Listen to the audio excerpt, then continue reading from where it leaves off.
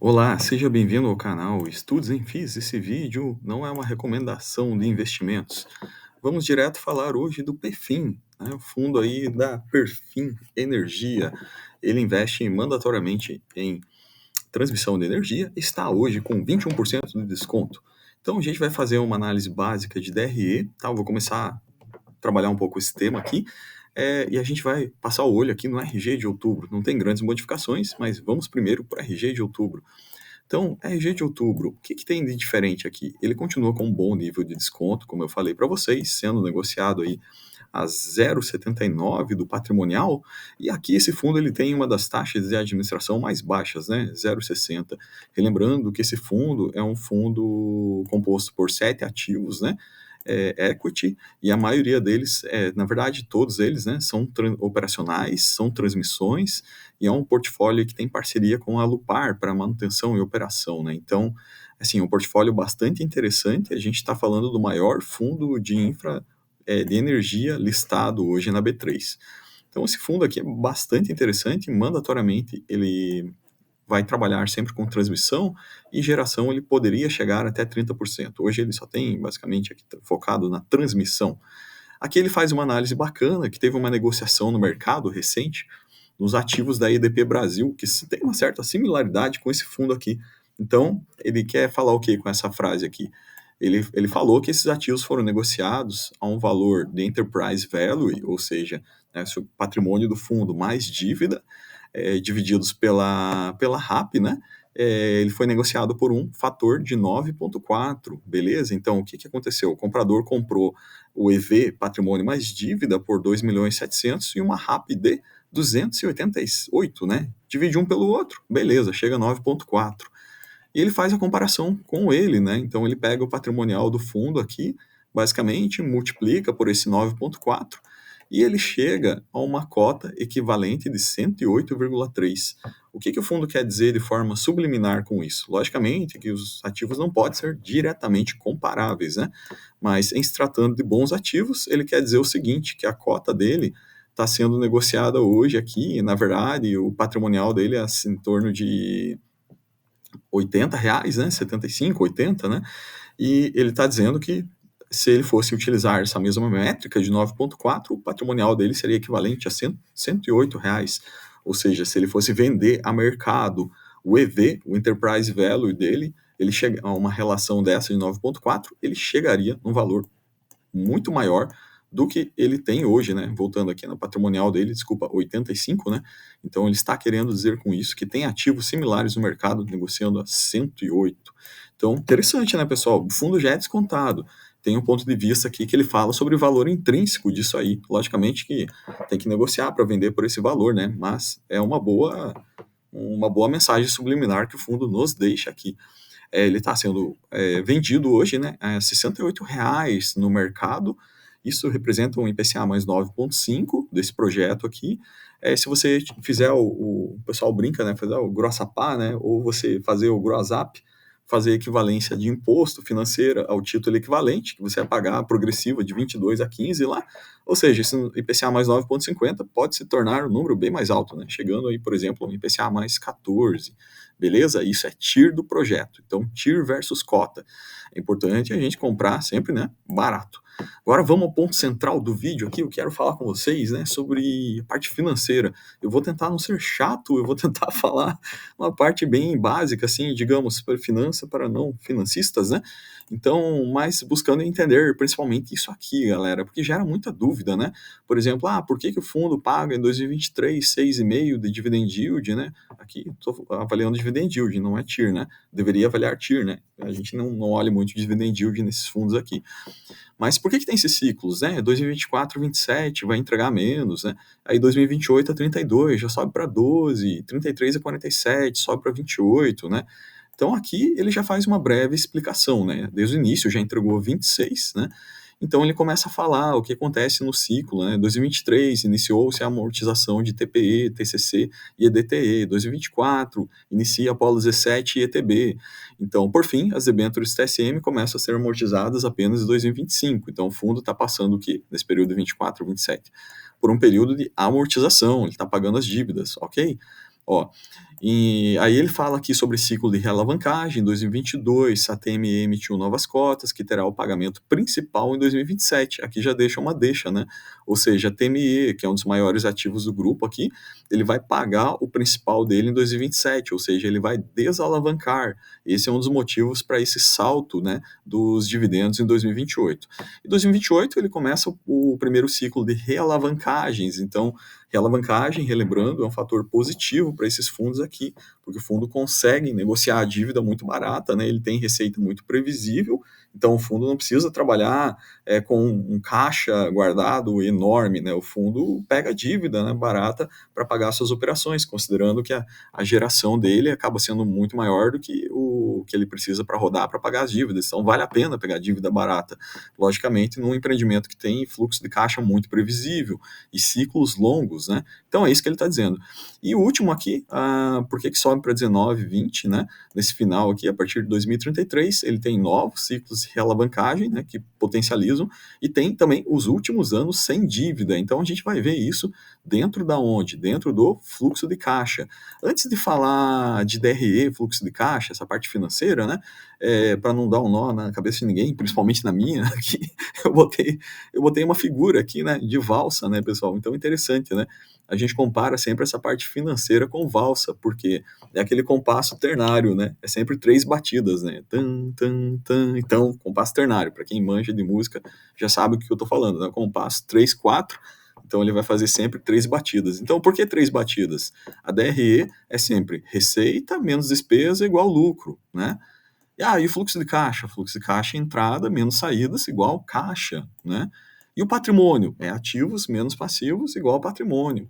Então, é sempre essa batida ternária, não é? Que a gente vai trabalhar nesse fluxo de caixa. Jefferson, mas é importante eu, sei lá, entender de fluxo de caixa? Considero que é interessante a gente estar estudando, mesmo que seja de uma forma mais lúdica, mais simplificada, para a gente poder fazer pelo menos uma leitura prévia, né, desses relatórios e ter um entendimento do que o gestor quer nos comunicar. Logicamente, isso aqui, não, quem me dera pretensões de dar algum tipo de aula de matemática financeira e assim por diante, de finanças, né? Assim, mas o que eu vou tentar fazer aqui é alguma coisa bastante simplificada, né? Perdoem se eu cometer algum erro até de simplificação aqui, de resumir demais as coisas, né? Mas o ponto central é que fique mais claro para todo mundo como é que está sendo projetado, por que tem esses ciclos, por que está pagando menos agora e vai pagar mais depois. Então, o ponto central é esse. Então, vamos lá. A gente pega, logicamente, do prospecto do fundo, né, o que o fundo pretende pagar até o final do ciclo, lá, 2040, né, onde vai a concessão dele, né? Então, veja, é um longo prazo, né? Como é que estamos no momento desse ciclo aqui? A gente está em 2023, então coloquei alguns pontos chaves, né? Lembro da valsa? Receita menos despesa igual lucro. Então, beleza. Qual foi a receita do fundo, receita líquida, número 1? 54 milhões ele está projetando aqui para 2023. Vai me acompanhando aí, pessoal. Tá, mas aí o custo e despesa? Porra, tem uma porrada de custo aqui para pagar, né? Tem que pagar manutenção, outras despesas, OIM, né? Operação, enfim. Bem lá, no final de tudo, já comeu um pouco aí da receita, né? Já virou 46 aqui. Beleza, mas é um número interessante. Mas não é só isso, né? Aí a gente tem que pagar a depreciação, chegou no EBITDA, né?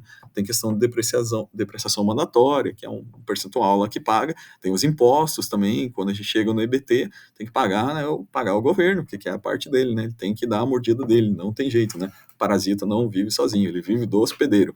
Então, aí o governo dá a mordida dele aqui, e no final de tudo, sobrou 32 milhões. Vamos arredondar, beleza? Gravaram esse número aqui? Sobrou 32 milhões. Então, esse é regime DRE, né? Regime competência, a gente está falando aqui. Agora, vamos para o fluxo de caixa. O que eu quero dizer? Uma empresa, às vezes, pode ter um DRE excelente, mas se ela tiver um fluxo de caixa bagunçado, ela pode performar muito mal, inclusive pode performar negativo, pode ir à falência, né? Qualquer tipo de empresa. Logicamente, uma empresa de alta previsibilidade é uma empresa que está blindada em certo aspecto com relação a esse lado que eu comentei com vocês. Então, fluxo de caixa, 32 milhões. Carregamos aqui, né, o lucro líquido que a gente trouxe do slide anterior aqui, ó, para 2023, 32 milhões. E aí, aqui vai entrar muito aquela parte também do patrimonial ajustado, lucro ajustado pelo patrimonial, né? E a parte propriamente do fluxo de caixa, que envolve o quê? Principalmente pagamento de dívida, galera. Então, isso que eu queria que vocês entendessem. A dívida não tem aqui uma custo e despesa. Estão vendo que não tem um custo aqui, por exemplo, pagamento da dívida amortização e pagamento do principal da dívida. Não tem aqui no DRE. Isso não entra no DRE, né? Falando em contabilidade, isso entra onde? Fluxo de caixa. Então é importante bater o olho no fluxo de caixa para ver a dívida, né? Beleza, então aqui lucro líquido 32, fluxo de caixa operacional 42, deu uma melhoradinha aqui, né? E aqui a gente vem para as atividades de investimento, que é a dívida em si. Como eu falei para vocês, esse fundo é tomador de dívida, a dívida é um fator muito importante para a questão da própria TIR do projeto desses fundos, ele consegue tomar dívida barata, dívida boa, e consegue operar o projeto a partir de dívida, em vez de ter um capital próprio lá, né? Um custo de capital, né? Então ele tem um custo de capital. Esse custo de capital está representado aqui, essas atividades de investimento, principalmente na linha amortização e captação de dívida financeira. Então percebam aqui, ele está num ciclo de pagamento aqui, né? E ao final de tudo, ele pagou lá 35 milhões aqui, ele pagou mais despesas financeiras, 4 milhões, e aqui é o que nos interessa, ele preveu pagar 2 milhões 871 para dividendos para esse ano aqui, 2023. Bacana? Então, atividades de financiamento tem 40 milhões previsto para esse ano aqui. Então perceba, esse primeiro ciclo que a gente está falando aqui, quando a gente vem, isso faz o quê? No fechamento desculpa, faltou aqui o fechamento do fluxo de caixa. Então o fluxo de caixa do período gerou 23, carregou o saldo ao caixa anterior, que era de 655, subiu para 678. Beleza? Super claro isso aqui? Então, o ponto central é o fundo vai distribuir o que ele tem, o que ele tem, basicamente. Se o fundo não tem caixa, ele não distribui. Se ele tem caixa, ele distribui. Percebam, então, que o nível de caixa nesses anos aqui, até 2025, 2026, ele é mais baixo. Por isso, o fundo está prevendo distribuições menores nesse ciclo. Porque ele está trabalhando com o pagamento da dívida, ele está focando aí para as amortizações, para o próximo ciclo de realavancagem, né? Então, beleza, é tudo muito fase do projeto, né? Que fase ele está passando, né? A gente precisa perceber que na fase final do ciclo fica bem interessante aqui. Então, vamos correr aqui para dar tempo de gravar tudo. Foco nessa linha final aqui, ó, que é o saldo inicial do caixa dele. Percebam que o caixa começa a aumentar naquele período 2028, né? Que ele falou que vai começar a pagar mais, ele começa a prover mais dividendos, e aqui em 2029 para frente entra numa fase bem interessante. Perceba, olha quanto que ele tem em caixa, né, guardado aqui, né? Então ele gera caixa e ele tem um fluxo de geração de caixa bom, e ele mantém caixa no período, e a dívida começa a diminuir. Veja a linha da dívida, marquei com uma caixinha verde aqui, ó. Ele alavanca, faz alavancagem, distribui para os cotistas e paga a dívida de uma forma bem eficiente. A dívida já vai diminuindo bastante nesse ciclo aqui, ó. E chega ao final, nessa caixinha amarela, que é o último ciclo, que é o ciclo de... Vou pegar aqui a data certinho, ó, 24, 30 e ciclo de 34 para frente, onde ele já pagou toda a dívida. Então aqui seria o equivalente a um ativo performado. Então ele já pagou toda a dívida, basicamente é só alegria, que é só entrega para o cotista, né? Então vai entregar aqui juro e vai entregar principal. E aqui ele está previsto, né? Isso ele mostra na forma da DDM, né? Como é que está o fluxo de dividendos dele, o porquê desses ciclos aqui que a gente viu. Então basicamente tem muito a ver com pagamento de dívida e fluxo de caixa do fundo. Por isso é importante a gente pelo menos dá um estudo básico nisso aqui. Eu vou começar a entrar, tá, com mais vídeos nesse tema aqui no canal, para a gente ir olhando fundo a fundo, né? A gente investe nesses fundos, tem que dar uma olhadinha da RE, beleza? Aqui, a atividade, né, o CAPM, como é que ele preveu, na verdade, o que é esse CAPM aqui? O CAPM, ele faz os cálculos aí, para ele calcular uma taxa de retorno teórica do fundo, beleza? Para chegar propriamente falar assim para o acionista, ó, você vai ter esse retorno para o cotista, né? Então está prevendo, por exemplo, para 2023, um retorno de 9,91, né, no CAPM dele no ano.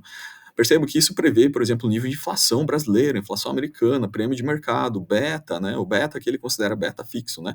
Mas independente, por exemplo, qualquer mudança de fator, por exemplo, inflação alta, dificulta a tomada de dívida do fundo, vai baixar o QPM dele, né? Então é importante a gente estar sempre de olho em fatores macro também, e como esses fatores macro estão afetando a estrutura da dívida. Tem na próxima semana, tem uma live do terceiro trimestre, né? Com as gestoras desse fundo, é bem interessante, eu vou assistir. E depois eu vou apresentar aqui de uma forma mais lúdica aqui no canal, de uma forma um pouquinho mais visual também, os pontos principais do relatório do terceiro trimestre. Lembrando que a gente passou no vídeo passado o relatório do segundo TRI, com bastante detalhe. Para quem quer conhecer o fundo, assista o relatório do segundo TRI. Vou deixar aqui no final do card o vídeo, tá? E o vídeo de hoje, pessoal, gente, fechamos por aqui o vídeo de hoje com essa fala muito básica aqui sobre financeira, DRE. Me perdoem em algum ponto que eu passei muito rápido, muito simplificado, né? E até o próximo vídeo, galera, né? Fiquem com Deus e nos